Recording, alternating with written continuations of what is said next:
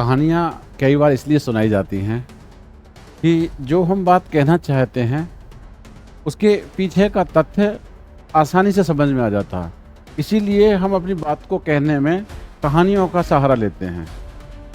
एक प्रिंसिपल था और प्रिंसिपल की बड़ी ही जो भाषा थी, बहुत ही कड़वी तीखी भाषा अपने साथियों के साथ इस्तेमाल करते थे। तो एक बार उस प्रिंसिपल ने कहा अपने स्टाफ से कि आज मेरे पास वो सब चीज़ लेके आना जो आपको सबसे बुरी लगती हों। तो प्रिंसिपल का कहा था, सभी स्टाफ के लोग, सभी टीचर्स, जो भी गंदी चीज़ें थी, तो उन्होंने कि प्रिंसिपल ने कहा है कि भाई जो सबसे गंदी चीज़ हो वही लेकर आप आएँ।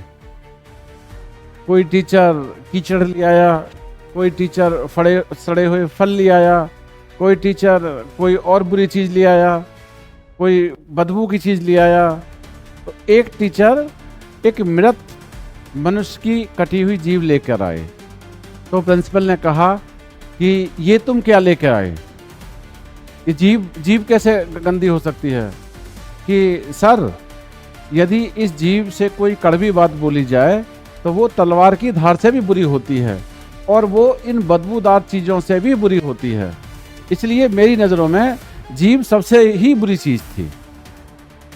अब धीरे से प्रिंसिपल को समझ में आया कि मैं तो हमेशा कड़वा बोलता हूँ, तो मेरी बातें तो सबको बुरी लगती होंगी, इसका मतलब है सबसे गलत मेरी आदत थी।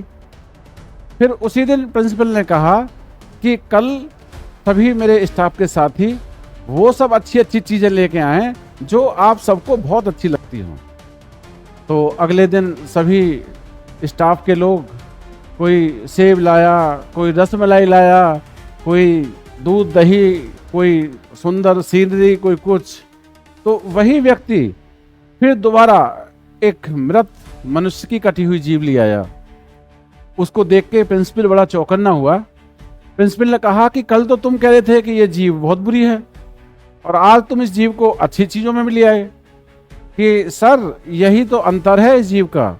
जब इस जीभ से खराब बात बोली जाती है, कड़वी बात बोली जाती है, तो ये तलवार की धार से भी बुरी है, ये किसी भी बदबूदार चीज़ से भी बुरी है। लेकिन जब इस जीभ से एक अच्छी बात, मधुर बात बोली जाती है तो इससे भक्ति की भाव भी निकलती है, देवों की पूजा भी निकलती है, आस्था भी निकलती है, प्रेम भी निकलता है और मधुरता भी निकलती है, शालीनता भी झलकती है।